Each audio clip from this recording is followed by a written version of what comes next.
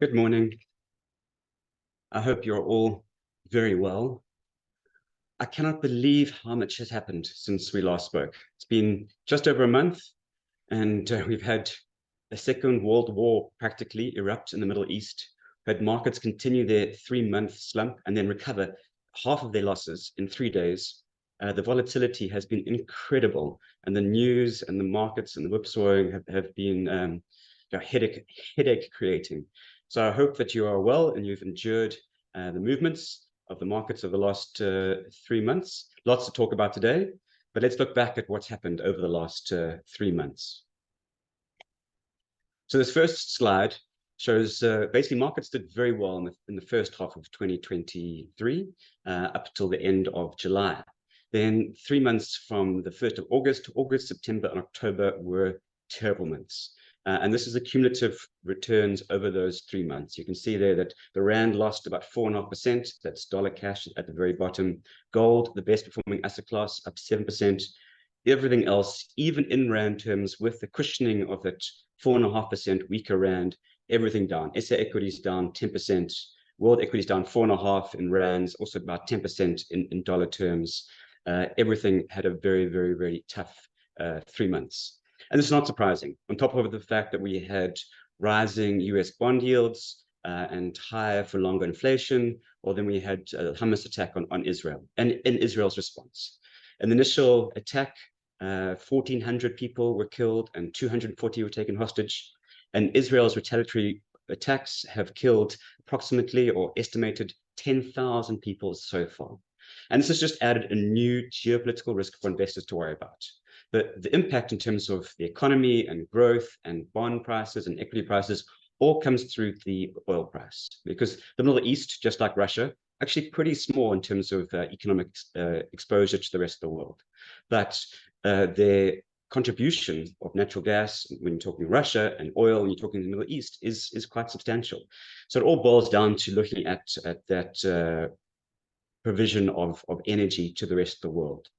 And it adds a new risk, the risk that either, so far it was Russia and Ukraine, and whether Russia would curtail its oil exports, and now we have to worry about Israel and the Middle East, and whether oil prices from oil supply from Iran will be cut, and the impact that will have on oil prices, impacting inflation, impacting global interest rates, further slowing global growth and pushing us into recession. So a lot to worry about. Much fatter tails in terms of the probability of a worst case scenario, driven by high energy prices, causing the world to go into recession. But what is quite fascinating about the returns over these 3 months is that it was driven not so much by geopolitical risk, but by the strong US. The strong US is what drove higher bond prices, and I'll go into details exactly why, but it wasn't inflation and it wasn't oil. In fact, the oil price from the 6th of October, the day before the invasion, until the end of October was flat.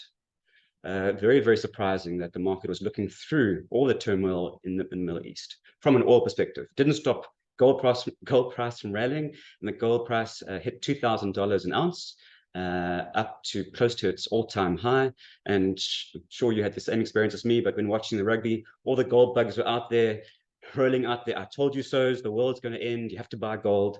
And gold was, as you can see in this chart, up 7% and the best performing asset class over those 3 months. Now, as you know, I'm not a gold fan. I think gold is expensive. I understand the reasons that it has rallied.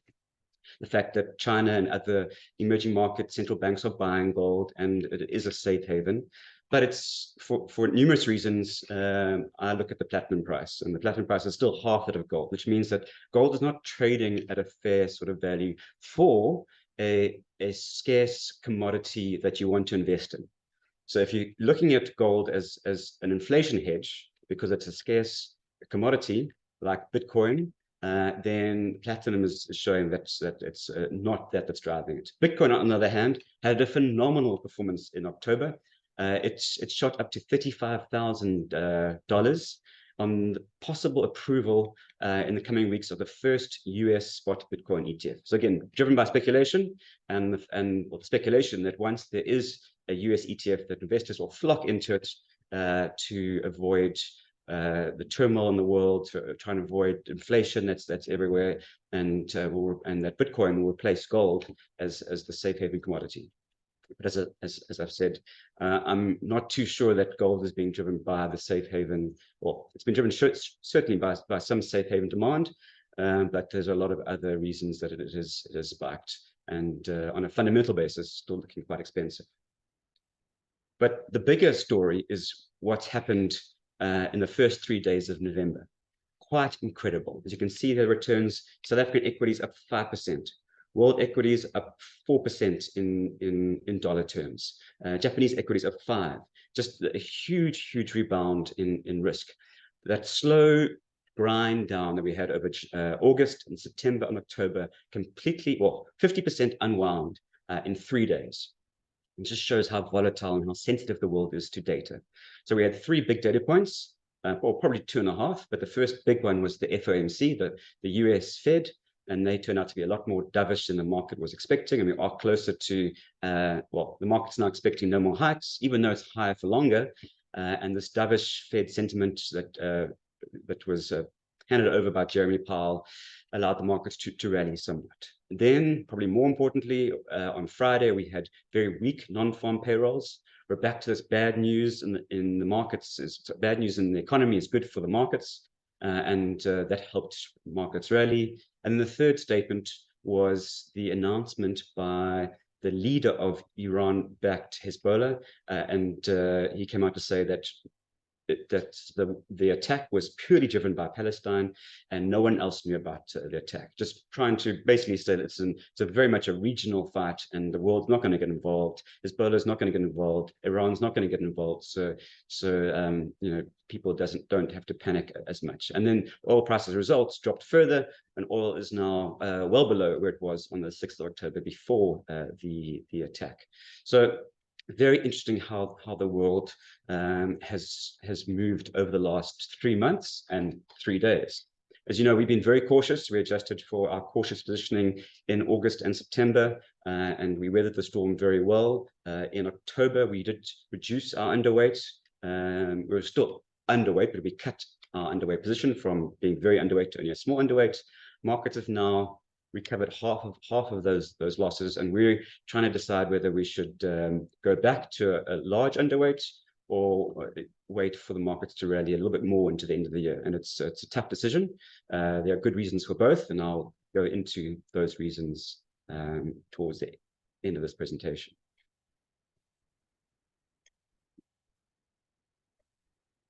So this is a very interesting chart. This is US financial conditions. Basically, how tight are financial conditions, how easy is money, how wealthy are people feeling, I suppose, is what it boils down to. And it looks at a number of things. It looks at credit spreads, it looks at equity market moves, it looks at the strength of the dollar, it looks at interest rates in the US, short-term and long-term. And what you can see is that exactly as when markets fell over August, September, October, the financial conditions tightened August, September, October, and you can see they tightened roughly by 75 basis points. So markets, on behalf of the Fed, priced in 3 rate hikes, or they had the impact to consumers of 3 rate hikes. And that certainly impacted what the Fed's call last week, and why the Fed was allowed to be dovish. And why have financial conditions tightened so much over the last 3 months? Well, it's been driven very, very much by US strength. And here's the whole irony of markets, the circular reference of markets, the catch-22 of markets is that the Fed hiked short-term rates, but long-term rates, 10-year bond yields and 30-year bond yields didn't move. And you had a very inverted bond curve. But most of American citizens and companies borrowed in the 10-year space, in the 30-year space. So because the market was expecting a recession, the longer-term bond yields stayed low. And that allowed more liquidity, easier financial conditions. You can see financial conditions over the year to end of July were very loose. So the fact that markets were expecting a recession allowed the economy to carry on growing very strongly because they kept bond yields low, despite the Fed hiking. Then, over the last 3 months, in particular, last 2 months, the back end of the curve, the 10-year and the 30-year, those bond yields shot up. And now all of a sudden the market said, hold on, the US is not going into recession, and they pushed up the price of that. And that has had a huge impact. And now we are going to see the economy in the US start to slow because of the much higher 10-year and 30-year bond yields.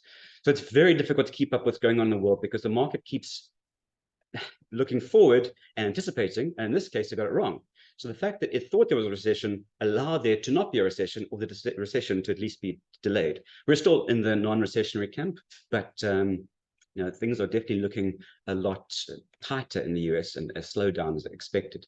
And you have Jeremy Powell saying it's clearly a tightening in financial conditions. That was what he was focused on at the FOMC last week, saying financial conditions have tightened, Americans are feeling poorer, and we don't need to push up interest rates any further. There's already enough tightening in the market. The market was doing his job for him. So quite an important move there. The market finally agreeing with the Fed and allowing US yield curves to go from an inverted to closer to a flat position. And this chart on the right shows that story. So what you can see in blue is real potential GDP growth. That's roughly what the experts and economists think that the US can grow at. So right now, it is expected that the US's potential long-term growth is 1.8%. And over the last 3 months, the red line has shot up. So that's US real yields, not nominal yields. And the rule of thumb is generally that real yields in any country should equal the potential growth rate. And that forms a sort of anchor that real yields should really rally around your growth rate. Now in South Africa, we're nowhere near there, and that's why we're pretty much stuck in a debt spiral, because our real yields are highest in the world and our growth rate is the lowest in the world. So, but we'll get to that on South Africa. But what you can see from this chart is that it's all the growth expectations that drove yields higher, not inflation, despite the fact that there were concerns about oil supply disruptions pushing up inflation. It's all about stronger growth in the US that drove the recent bond yields. And not surprising, we saw US third quarter GDP at 4.9% annualized, phenomenal. Not only that, but core PCE fell to its lowest since 2020 at 2.4%. So we really are arriving at a Goldilocks scenario. As I said before, there's the chance that the US slows down. We think that's the majority chance, call it tails. There's a chance that things keep going really strongly and it drives further hikes in the US. So that we think that's the minority probability at 40%. And there's a chance of Goldilocks, which the coin lands on its side. And so far that's playing out. But I think that we certainly looking forward are going to be tilting towards the slowdown. Why do I say that? Well, the fact that the yield curve has steepened and these real yields have spiked up means that US 30-year mortgage rates are now above 8%. That's the highest level since November 2000. That's incredible. It's over a 2-decade high in mortgage rates. And application for new homes have collapsed. People cannot afford to sell because they may have locked in good mortgages, but they can't afford to sell because they'll realize a loss on their house, and then they can't get a mortgage at a smaller house at these higher rates. And so people are stranded with their negative home equity, and applications for new homes have collapsed. Looking at small assets like cars, subprime auto loan delinquencies are at their highest level in 30 years. So that's the people who are behind in their car payments. Number of people or percentage of people who are behind in their car payments, highest in 30 years. Definitely showing a sign that the US is slowing down. Also looking through into the small caps, the US, which certainly are more susceptible to the underlying economy. When you look at the S&P 500, probably 30 to 40% of the earnings in the S&P 500 are foreign, so they're less impacted by the US. But the small caps are very much US-centric, and they're sitting at the cheapest compared to large caps, again, since 2001. That's a 2-decade low, just showing that things are actually a lot tougher than they sound in the US. And that's also now feeding through into strikes. So growth is slowing down, not just because of high interest rates and high loans, but wage growth has been picking up, certainly, but it's nowhere near the inflation that the US has seen. So real wages are falling. and that's resulting in a number of strikes in the US. We've seen last month, mid-September, United Auto Workers, 45,000 workers striking nationally in the US. That was joined by 75,000 healthcare workers striking in October, the largest healthcare walkout in history in the US. So there are now indirect consequences of high interest rates and high inflation that are slowing growth indirectly, not just directly through high interest rates, but through lower real wages. And it's also causing a much stronger focus on the US budget. And the next deadline to fund the US government is November 17th. It's coming up shortly, and BCA forecast a 50% probability of a government shutdown, and that certainly would slow growth. Why? Well, because Republican Kevin McCarthy became the first ever House Speaker to be ousted from the position. He's been replaced by Mike Johnson, who is the most conservative speaker of modern times, and he's best known for his support of Trump's efforts to deny Biden's 2020 election victory. So certainly things are heating up in the US Congress. There's not going to be any easy decisions made, and we think that it's another reason why things in the US could slow down. That said, we remain overweight US, despite it being incredibly expensive, and the fact that there are all these headwinds, because when things do slow down, because the US is seen as the global safe haven, there will be flows to the US. And it doesn't sound logical, but it is what it is. It's how markets work. People say, why? Well, because the US is the global currency of the world. That's probably the biggest reason. Other reasons are the US has the strongest military in the world, but certainly when it compares to China, which is the next biggest economy and the next biggest military, most assets are denominated in dollars, and that's going to certainly keep the US relatively protected and relatively insulated, despite the slowdown that will impact the world.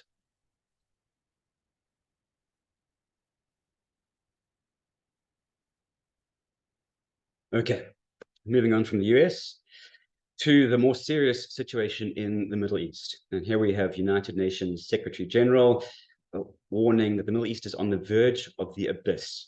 Certainly, we are very concerned about what's happening in the Middle East, even though the oil price was flat over the month of October, or from the 6th of October before the invasion until last Friday. And then we had the announcement from Hezbollah, and that oil price is now down. So the market is looking very relaxed about these risks. We think the market is underpricing the risks. That's the conflict is going to last longer than expected. Our base case is still no economic impact. Oil markets are tight, and we do think the oil price could go up, and the world will be impacted more through volatility than our low probability event, which is an escalation with Iran. So basically, our base case is that we see relatively small impact on the global economy. Oil prices are volatile, but they don't go up too much. And Israel keeps its response focused on the Gaza Strip, with limited regional escalation and only minor engagements with Hezbollah and other militant groups in Lebanon and Syria. So that's base case, and seems to be playing out that way. Yes, there is US congressional pressure for additional oil sanctions against Iran, and this chart on the right shows that if those sanctions are put back on, we could lose 1 million barrels a day of supply from Iran. Similarly, there's a high risk that Russia could cut its oil supplies by 1 million barrels a day. But that said, Saudi Arabia and UAE are both still producing 2.5 million barrels a day less than what they would like to in terms of their optimum supply. So they could very easily turn that supply on if there is a cut from Iran and or Russia. That's why we don't think that there's going to be a fundamental impact on the oil price and global growth. That said, the humanitarian loss is incredibly tragic, and this war is likely to last a lot longer than markets expect. And there is definitely a not insignificant probability, maybe as high as 20%, that Israel does end up attacking some Iranian assets, particularly their nuclear facilities, which would have a major impact on the oil price. Not so much because of losing Iran's supply, that's only million barrels a day, but because you then have impacts on the oil supply choke points, such as the Suez Canal and the Straits of Hormuz, which would easily push up the oil price to $150. So again, it's a tail risk, but it's not our base case scenario, but it's certainly a risk that we are watching very closely, and it could have an impact, quite a dramatic impact on markets over the next 6 to 12 months, just as any escalation in Russia and the Ukraine could have on global markets.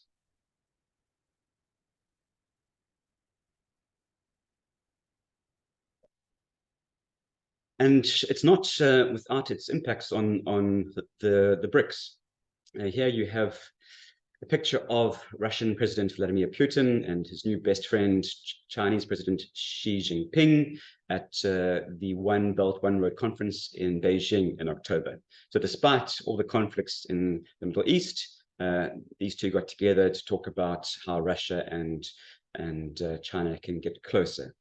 And there are certainly strains on BRICS Plus. It's not just the strains between the West and the East, but Saudi Arabia and Iran, or their talks have stepped back, and there's such a, although BRICS Plus is going to be a huge group, economically speaking, they have such different and divergent ideologies and views that for them to all agree on one idea is highly unlikely. And that's why, even though the BRICS Plus is moving forward, the chances of having a currency for them is unlikely. But still, it's a force to be reckoned with. BRICS Plus.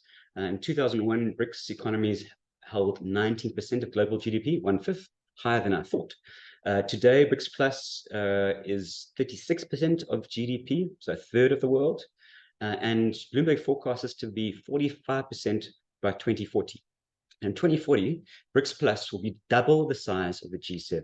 So definitely a huge block from a growth and economic perspective. But getting BRICS Plus to all agree on one view is going to be very, very difficult and highly unlikely. And the recent turmoil in the Middle East just highlights that there are very, very different views within the Middle East. And yes, China was well known for trying to organize some peace and alignment between Saudi and Iran, but that is now obviously no longer moving forward because of what's happening. So a lot of more volatility expected in the BRICS group. The obvious factor, just like the G7, is driven by the US. BRICS Plus is driven by China. So let's look at what's happening in China recently. China is growing stronger than expected. The Chinese GDP for the third quarter grew at 4.9%. That's well ahead of consensus forecasts. The property market definitely continues to weigh on growth. And it's very likely that China is stuck in the 2 decades of low or lower growth that Japan had in the 1990s because of their burst property bubble. So that is going to continue to weigh on China. That said, China continues to add stimulus, and the Chinese consumer remains robust. So China had record high tourism for its week-long National Day. China, week-long National Day. We have one day that lasts a week. And yeah, consumer spending was incredibly strong over that period in terms of what they spent on cars and alcohol and restaurants and flights. So it was at an all-time high, not just a pre-COVID high. So the Chinese consumer is finally bouncing back. And despite that, despite the fact that the consumer is bouncing back, because the property market continues to weigh on Chinese growth, China made a rare adjustment to its budget. And the last time this happened, so this just shows the sentiment that is being sent. The last time that China adjusted their budget mid-year was in the 2008 Great Financial Crisis. And we all remember that being quite a crisis. The previous time that they adjusted mid-budget was the Asian crisis of the late 1990s. So this just shows that it is a monumental sign of the fact that they are taking this seriously. And they increased the budget deficit from 3% to 3.8%. they had to pass legislation to raise the ceiling, the debt ceiling, from 3% to 3.8%. That said, if you look at the chart on the right, that official deficit is in purple at the bottom. You can see the 3.8%. But if you include special local government bond issues, municipal bonds, and special sovereign bond issuances, you can see that the China's fiscal deficit is close to 7.5%. So they actually are doing a lot more stimulus than the market gives them acknowledgement for. That said, China's equity market fell during October to below its March 2020 COVID lows, down 40%. Yes, it did recover slightly on the Fed pivot and the fact that the Fed might have seen its last hike, and it did recover slightly on the announcement of this legislation that was passed to raise the fiscal deficit.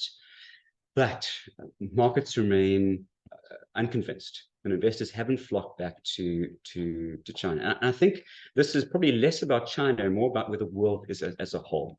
With US cash giving you 5.5%, markets are less excited about taking on risk. When when interest rates around the world and developed markets were negative, when there was no alternative, the Tina story, everyone was looking for any opportunity. And I think if China had been doing this during that period, people would have been flocking into, and China would be probably double where it is right now.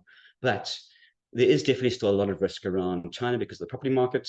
And when you can get 5% risk-free or 6% risk-free in the US, well, why take on the risk? Just sit and wait to see what happens. And I think a lot of market participants, despite the definitely the improving economic data coming out of China, China's economic surprise index is now positive, the first time in a year. Despite that, investors are staying on the sideline, and that's why Chinese equities haven't rallied as much as they probably otherwise would. So we remain underweight China and emerging markets because of the fact that the world is continuing to slow, and the US is where people like to hide. And until that sentiment changes, we're not going to take on the risk, just like the rest of the market is not taking on the risk. And we see a similar story in South Africa, where local investors continue to sell South Africa, and foreign investors continue to sell South Africa. When you're getting 5% of dollars, why take on the risk? And there is certainly some risk, although the budget, medium-term budget policy statement was certainly not as bad as the market was expecting. But here we have our Minister of Finance saying our public finances are significantly weaker, and that is true. South Africa expects to collect 56.8 billion rand less tax than planned as a result of lower growth, and particularly lower corporate tax. Income tax has been quite robust, but corporate tax has fallen off a cliff. And it's been driven by mostly the resource sector, and it's partly because of lower commodity prices, but it's also because they were most hard hit by Eskom and the fact that they couldn't export anything because of Transnet. So SOE is unfortunately a major driver of the lower tax.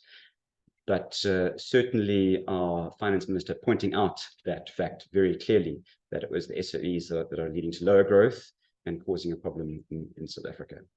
Unfortunately, expenses overshot by 10%, and that was what led to the much bigger gap in terms of revenue, less expenses. Revenue was 2% below expectations, but expenses were a lot higher, driven by two things. One was the wage bill. Previously, the forecast was for 0% wage increases, and that wage increases were given close to inflation. But more importantly, the staggering debt service costs. And I'll show some interesting charts on that later. But interest rates are at a 20-year high around the world, and debt to GDP is close to a 40-year high around the world, including South Africa. When you combine high debt levels and high interest rates, well, it crowds out what you can do. So now South Africa is spending more on interest rates than it can on anything else. And yes, it wasn't a bad budget. There was a lot of shuffling, but basically to keep the social grant going and pay our interest costs and pay the wage bill, we had to cut a lot of very important things, and as a result, there were cuts on important sectors like healthcare and education, which is very sad to see. But it was certainly good from an impact on SOEs, and the fact that Transnet was not given any money. And I'll show you a slide on that as well. But as I mentioned, South Africa's debt to GDP has risen. This was pointed out by National Treasury. That's SA's debt to GDP has risen by 47% over the last 15 years, compared to an EM average of 23%. So we've taken on a huge amount of debt over the last 15 years, which is now weighing on us. And our debt servicing costs are estimated to be over a fifth of our tax revenue by 2026. And debt is estimated to reach 6 trillion rand by 2026, when the debt is supposed to stabilize at a debt to GDP level of 78%, quite high. That's against an EM average of about 40%. So certainly we're not looking great. Transnet, unfortunately, is looking close to a total collapse and has requested 100 billion rand from the National Treasury. As I said, nothing was given in this budget. The coal line is back to levels of 1996, and that is just horrific. The government did moot solutions that included the private sector, but then they backtracked on that, and Transnet actually cancelled the private sector contractor on one of its lines. We saw the CEO of Transnet's freight rail division resign, and this joined the exodus of Group CEO and Group CFO, who also resigned. So things are looking tough at Transnet. We also had our census come out, and we had Wits Business School Professor Yanni Rousseau commenting on it, and he said that our economy, our population has grown by 1.8% over the last decade, but our economy has only grown by 1%. So when your population is doing this and your economy is doing this, well, it means less economic buying power per person, and that's your GDP per capita, and that is a proxy for average wealth. And so on average, South Africans have got considerably poorer over the last decade. And that's in rand terms. In dollar terms, we are significantly poorer over the last decade. And Professor Rousseau blamed it on government policies, saying that they haven't delivered. And that's quite obvious. We're looking at Eskom and Transnet, and National Treasury pointing out that Eskom and Transnet are the reasons for the lower tax revenue, and not bailing out Transnet until Transnet meets certain hurdles, which is fantastic. The question is, why aren't all SOEs run like that? But that then boils down to a very interesting chart on the right, which is the Brenthurst poll, which forecasts that in elections, South African elections next year, that the ANC support has fallen from 47% to 41%. Which is quite phenomenal. Also forecasting that the multi-party charter, which is the DA, IFP, Action SA, Freedom Front Plus, and the UIM, they increased from 34% to 36%. That means that only 5% the ANC, but the EFF have increased from 11% to 17%. So they're definitely, on a proportional basis, they're the biggest winner over the last year compared to the last Brenthurst poll. The poll seems to be divergent to most economists' views. Most economists are expecting ANC to get about 48 or 49% in the elections, with the base case being that you want the ANC to get about 48% or 49%, so they aren't forced to tie up with the EFF, because the EFF certainly has more radical views, and we want to try and avoid having radical views in government. So something as low as 43% is probably worse, because the ANC would type the EFF. Whereas if it's as low as 38%, well, then this multi-party charter would then have the highest allocation, and that would also be good. So a range of different outcomes, some good, some less good, in terms of the election risk next year. But as we've seen many times, these polls are very bad at forecasting. So it's not something that we'd put any money on. But just looking at where South Africa is now, these charts are quite horrific. All I can say from a silver lining perspective is that these charts are all from National Treasury. They were all pointed out at the medium-term budget policy statement. So National Treasury is aware of these charts, and they will hopefully be using them as when it comes to the way they structure the economy going forward, and that hopefully will lead to enhanced reforms. So the top left-hand chart, very important. why have we got so much debt?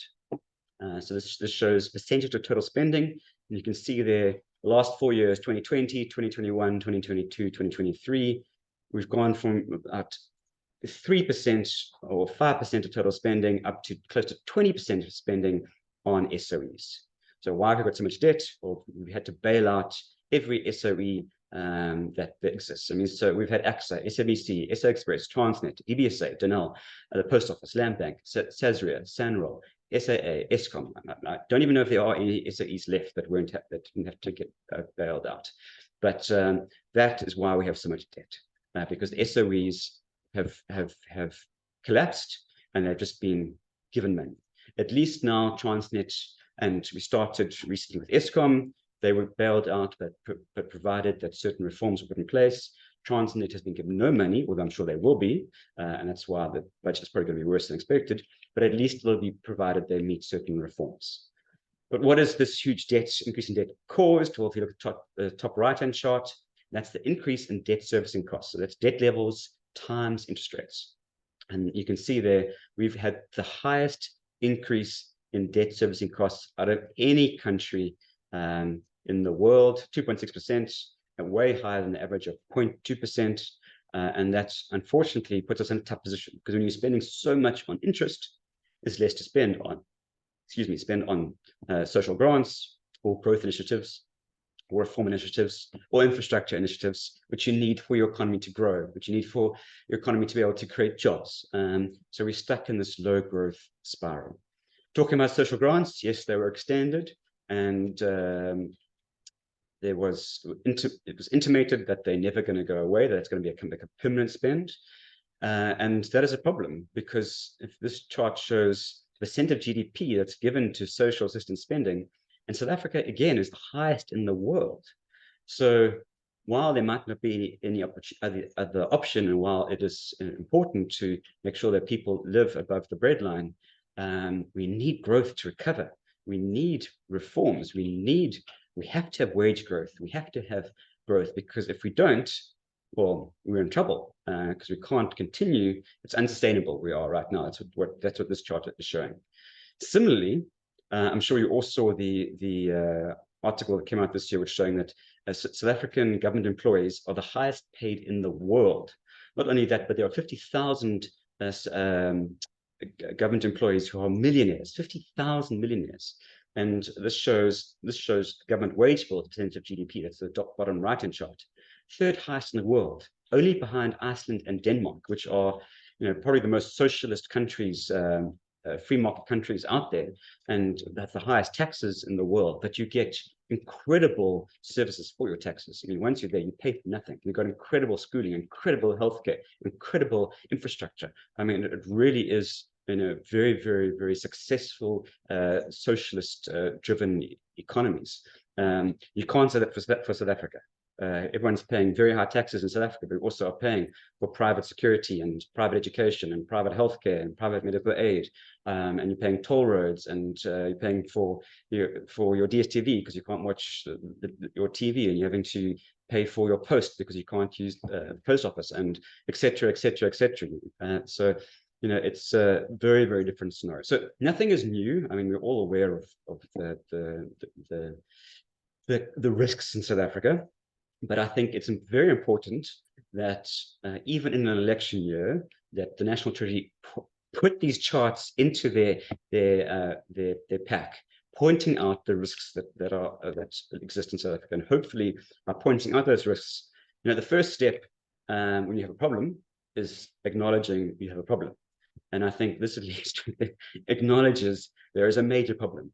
And the market certainly took that in its stride, and that's why the rand strengthened a little bit, and bond yields in South Africa strengthened a little bit. But to be fair, we are a small open economy. We are an emerging market, and most of the rand strength and the bond strength recently was driven by the Fed pivots and the weak payrolls. So again, don't attribute too much of what we set in the budget to what happens in our moves. Generally, what happens to us happens despite what we do. But it was at least a great attempt by our finance minister to become more austere and try and track South Africa onto a better path with a lot of good promises, but whether we get there or not,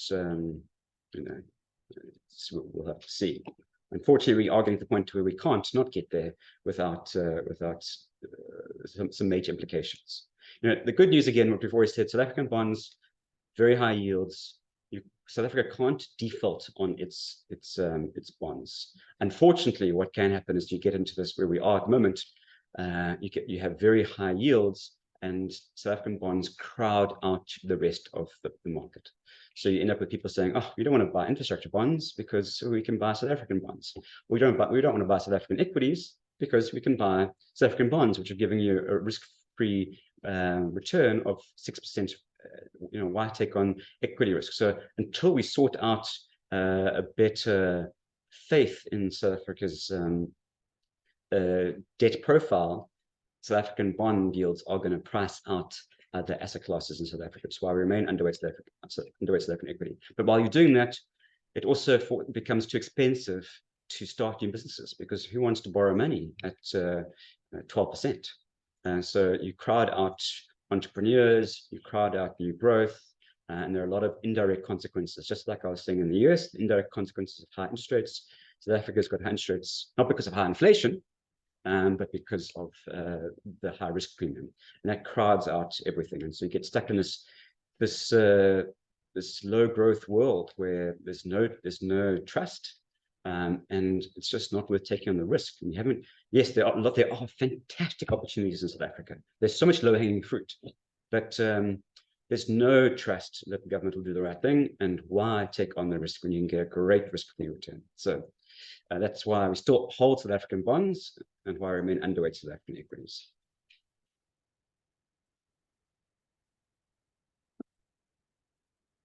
Okay, finally, so just to repeat where we are.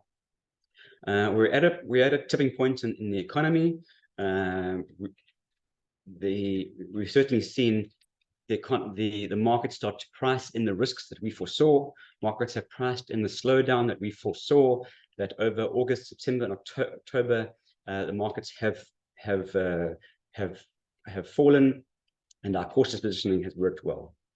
And that makes sense, because this Table Mountain scenario of high interest rates for longer is definitely going to slow growth. Now, our base case is still not a recession next year, but growth is going to slow. And I pointed out all those risks. That said, there are also reasons to be optimistic that we could have a bounce into year end.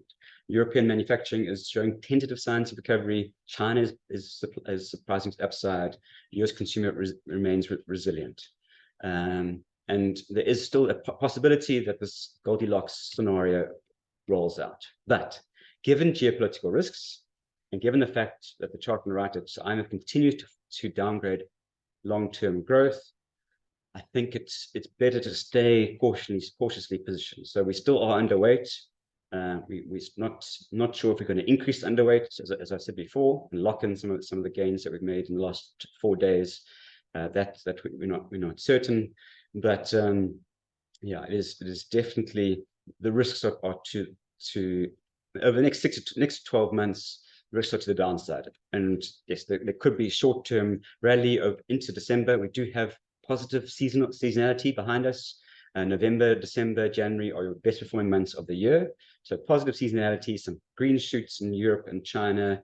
The US is still resilient. The Table Mountain scenario hasn't started to quite impact the world yet. Inflation is falling faster than expected. So the reason is to be optimistic, maybe for a little bit longer, but we think by mid next year, markets will start to price in the slowdown that we did see until the end of last month. So we remain conservative. And looking at the chart on the right, the important thing is we're moving into a world, and we've spoken about this in many webinars, our 4 Ds: debt, demographics, decarbonization, tax, and deglobalization, all of which lead to lower growth. And that's what the IMF are forecasting, so it's no surprise. What we're seeing is that we had, when growth slowed down after Japan hit its wobble, China stepped in and took over that growth hole. but India is not quite ready yet to step in and take over from China, and that's why growth is going to slow down, and it means that, well, you're not going to have the same returns from growth assets he has in the past, and that's why generally you have to have equities because they are still your best real return assets, but they're not going to give you the same returns as they had in the past. And that's why 5 years ago, we changed our asset allocation to have credit and less equities. Okay, so that's where we are.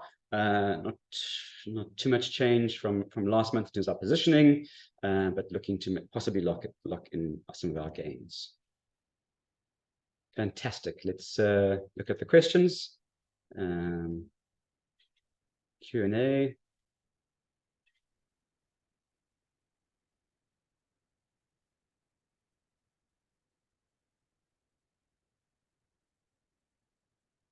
There's a question from Robin. What is the reason for the disparity between the income maximizer fund returns year to date and enhanced income fund year to date? So it's a great question.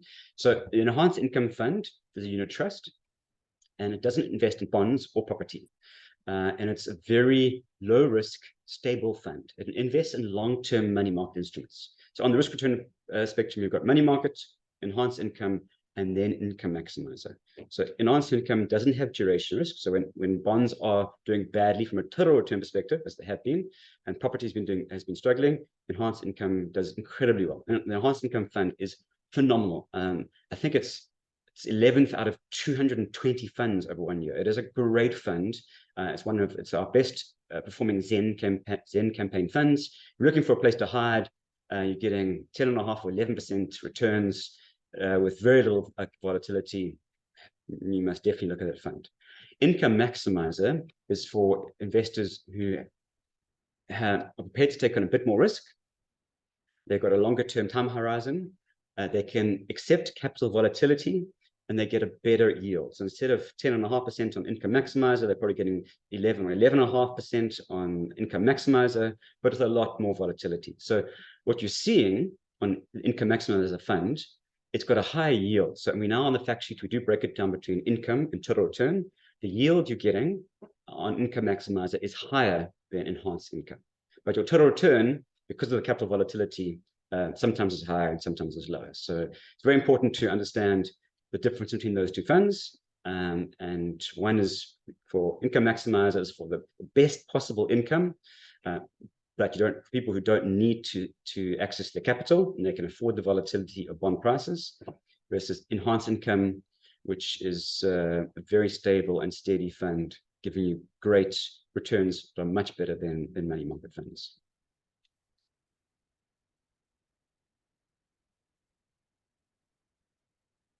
Henry asks about the CPD register. Not too sure exactly how CPD works. I do think you need to register to join the Zoom and put in all necessary information. But if you're not sure, please email sygnia@admin.co.za.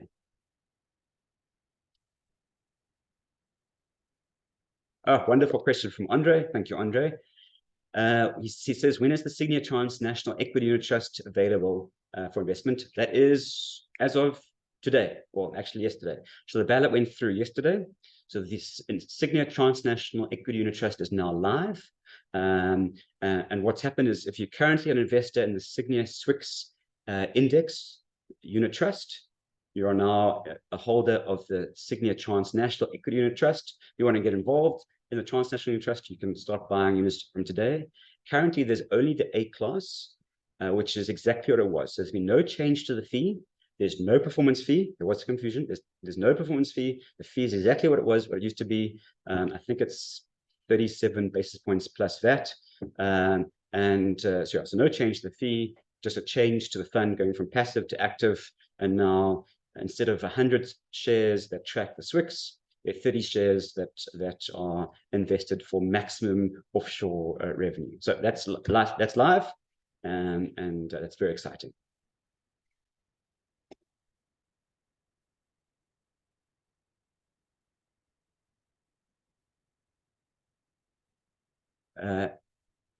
Henning says that we can't be sure things won't escalate in the Middle East. Completely agree. I think the market is being a little bit too relaxed about what's happening in the Middle East, with oil prices lower than on the 6th of October. We certainly, it's one of the reasons that we may go back to maximum underweight equities, or more underweight equities, because we do think that the risks are underpriced, that the war is not going to go away anytime soon, and there is a possibility of escalation. So yes, we think you're correct. There is definitely risk there. John asks about China real estate issues and the impact on emerging market funds. John, China is still the largest allocation in emerging markets, about 40%, 30 to 40%, depending on which emerging market index that you look at. In the Sygnia Emerging Market 50 ETF, it's about 40%. So China's market does have a huge impact on emerging markets. Things are definitely improving on the ground when it comes to China, and there are very serious signals being sent from Xi Jinping and his cabinet about support to growth, but the drag from the property sector is definitely there, and the property stocks are at their lowest level since 2009, and Chinese equities are at their lowest since 2020. So I do think that we'll have some recovery in China's shares in the short term. I do think that that over the next 3 months, emerging markets and China could continue to run, equities continue to run, the dollar continue to weaken, all on the back of better global growth, and that's partly driven by China not looking like it's going to collapse. Longer term, I think property is a big fundamental issue for China, and longer term, I think that there are some headwinds, but I think there could be some short-term gains in China and emerging markets. Vanessa says, what are my thoughts on AI? It's a great question. Performance on the FANG fund has been phenomenal. So to the end of October, the Sygnia FANG.ai fund, which invests, it's got 10% in the top 5 big AI companies. And those are the top 10 companies generally in the world: Microsoft, Amazon, Apple, Google. Those companies are seen as your best proxies for AI, because they have been buying out AI companies. They've got the cash to do so, and they can roll out AI services to their client base very, very easily. The FANG fund was number 1 over 1 month at the end of October, best performing global unit trust, and over 1 year, the best performing fund in October, and over 5 years, and since inception, all the best performing funds. So certainly those FANG AI stocks have been incredibly resilient, partly because of the growth expectations of AI, partly because they're also cash rich and they benefit from interest rates going up, as opposed to small caps and newer companies which are weighed down by higher interest rates. But in general, AI is something that is more medium term. So that a lot of pricing of the upside in the short term, I think, has happened. And we did see the focus at results. So if you look at the results of those big 5 stocks over the last month, markets weren't looking at AI. They were looking at revenue growth, at a number of users that are being added. And that's why we saw some more of a mixed bag when it came to the underlying, with markets not so much focused on AI and saying AI is definitely something that could improve productivity, but AI is not a short-term story. AI is a medium to long-term earning growth story. I think in the short term, those stocks have been driven more by the fact that they are cash flush and more resilient in a high interest rate world. Peter asked another great question. In Skeleton 70, the local and offshore equities, are they handpicked or are they broad spectrum ETF based? Peter, great question. So the FANG fund is an active fund, and we pick the equities in that fund. But from all our other funds, we are passive. We don't pick equities or stocks in any of the other funds. We pick asset allocation, and we manage risk from a top-down perspective: equities, bonds, global offshore sectors, how much in healthcare, how much in FANG. But the underlying indices or the underlying funds are all passive. So South African equities, we track the Capstrix index. Global equities, we track MSCI World Index. So those are all passive. And that's what allows the funds to have such a phenomenal low cost, is that we're investing in passive underlying components to those funds. And that's why Skevington Bad and 70, my favorite fund still for retirement assets, 35 basis points all in. That's your wrapper fee, your RA fee, that is your platform fee, Alchemy fee, that's your management fee. It's all in for 35 basis points. That's 70% equities, 40% global, all access to all our themes and our tactical asset allocation with passive underlying components. It's everything you need at 35 basis points. Can't get better anywhere else, as far as I'm aware.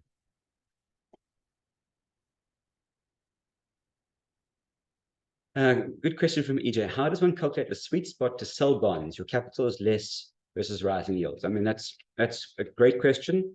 We have been taking profits at the moment in our income maximizer, and we have switched some of our bonds into enhanced income because the yield on enhanced income is now better than, well, it's about the same as bonds with less volatility. So it all depends on your risk return outlook. If you're happy to accept high volatility, then you just want to stay in bonds. But if you want to be more conservative, well, maybe you want to switch some bonds into enhanced income. But it all depends on your risk appetite, because you're going from probably maybe 11.5% yield on income on bonds to 11% yield on credit. So it's only a 0.5% difference for a lot less risk. So you might say, well, you only want credit because you're getting almost the same yield for virtually a lot less risk. At the same time, if you stay invested in bonds and bond yields strengthen, well, you can get a lot of capital gains. So then it makes sense. Suddenly, the volatility that you're holding on for, you could see a 10% or 15% return from bonds over the next year because of capital gains if the rand strengthens and if US bond yields come down. That's not so much our base case because of higher for longer interest rates, but at least not in the short term. But maybe over a 12-month period, you could get some decent returns from bonds.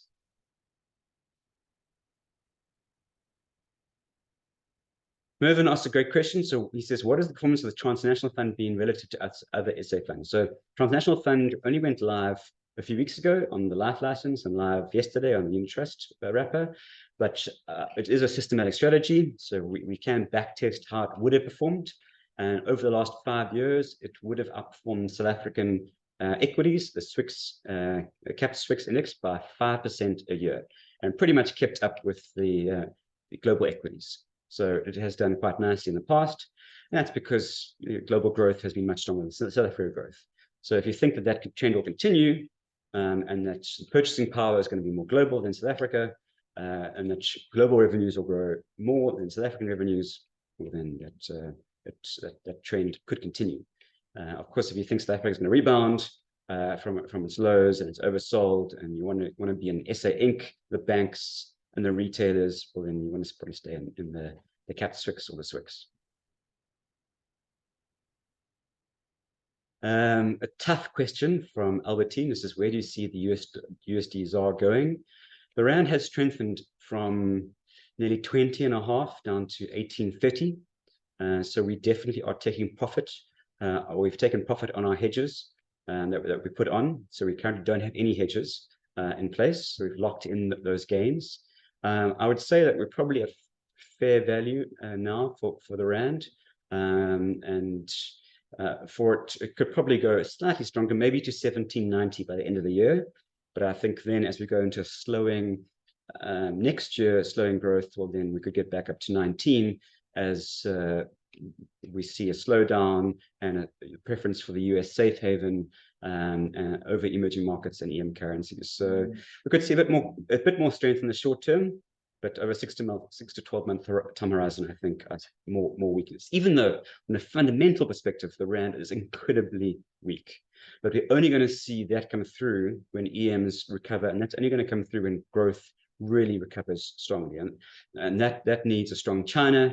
That's China's held back by property markets. So if China were to do a bazooka and that the outlook was going to change there, then maybe we could get more bullish on the rand and commodity prices.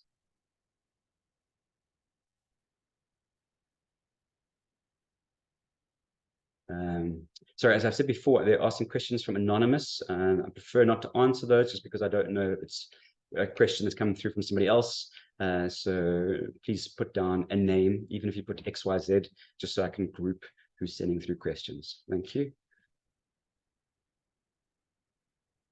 George points out that a risk to the 2024, well, to the rand is the 2024 elections. Certainly, we could have some negative rhetoric that could drive some idiosyncratic risk of the ZAR against other EM. Right now, our currency has been driven primarily by the emerging markets. Yes, when we had Lady R, we weakened against EMs, but that we regained that over about 2 or 3 months later, and we've been sitting with EMs since then. So I think we're most likely going to be driven by emerging markets and global factors, but we could have some specific ZAR weakening driven by some noise out of the 2024 elections. On the other hand, we could have some good news come out, lead to ZAR strength, but that's very difficult to forecast.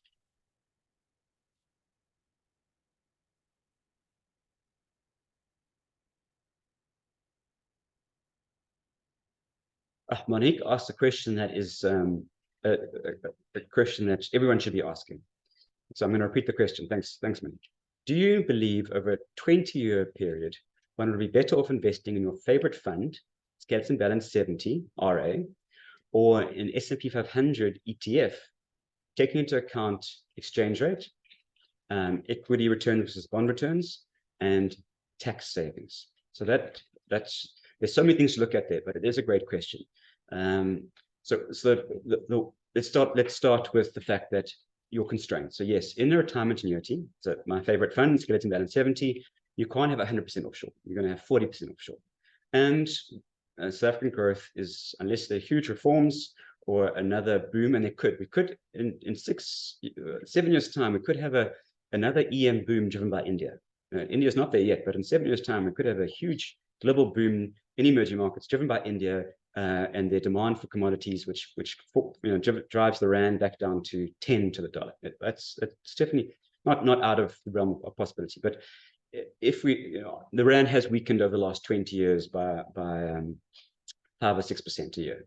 So if you assume that the rand weakens that amount going forward, and if you assume that equities outperform bonds going forward, so to put your money in your ETF, you've got two tailwinds. One, equities are going to beat bonds. Two, the rand is going to weaken more than inflation differentials, just because we don't have the productivity to work against it.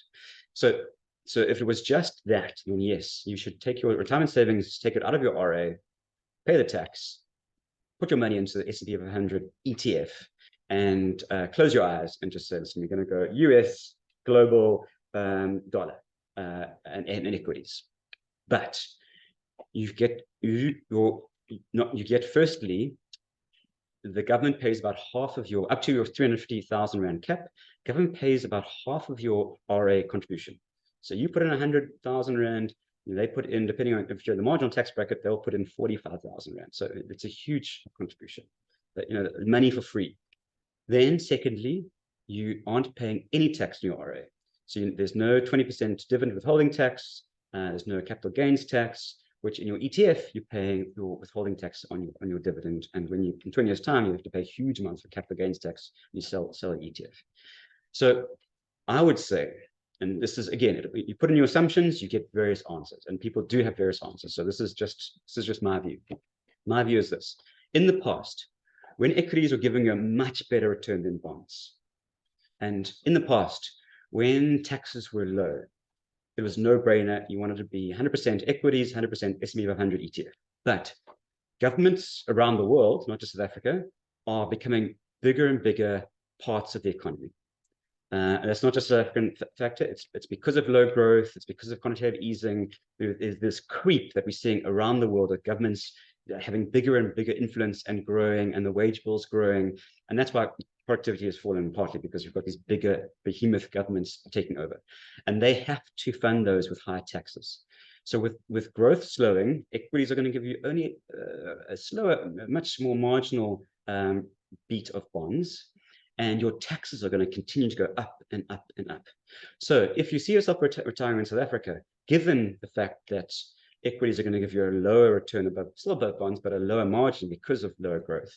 And because tax rates keep going up and up and up, and they're going to continue to go up and up and up, well, I actually think right now the tax savings make the skeleton balance 70 RA a better investment. But those are based on my numbers. But I think it's going to move more and more in favor of the RA because tax is going to increase further and growth is going to continue to decrease. But that's, again, it depends on your assumptions, and a great question that I think everyone should be asking. Thank you, Monique. Andre says, what is your take on crypto? Andre, as I said, crypto breached $35,000. I don't, maybe part of that was driven by geopolitical risks, but I think the big driver of that was because it was up 26%, whereas gold was only up 7%. I think the big driver of that was expectation of the regulatory approval of a US-based crypto ETF, which they're expecting the institutional flows to come in and push up the Bitcoin price. We'll see. There is definitely mixed views on whether institutions will pile into that ETF or not, and the impact it will have. So, yeah, we'll see. Vanessa, final question for Vanessa. She says, do you think coal is here to stay for the foreseeable future? That's a great question, Vanessa. I think you are right. Certainly, as growth slows, as geopolitical risks rise, people have been forced to move back towards natural gas, back towards nuclear, and we've seen the uranium price has skyrocketed, and back to coal. And coal production is also back to 10-year highs. And yes, there's a big move towards renewables, but as supply becomes more and more constrained because of geopolitical risks, and as we see more investors favoring ESG funds, and there's less investment in coal. And so this is quite important because there's less money supporting coal expansions. I think the coal price will stay buoyant, and coal investments will ironically actually do better than people think because people are moving away from coal and putting money into renewables. So yeah, I don't think coal from an investment perspective is going to go away.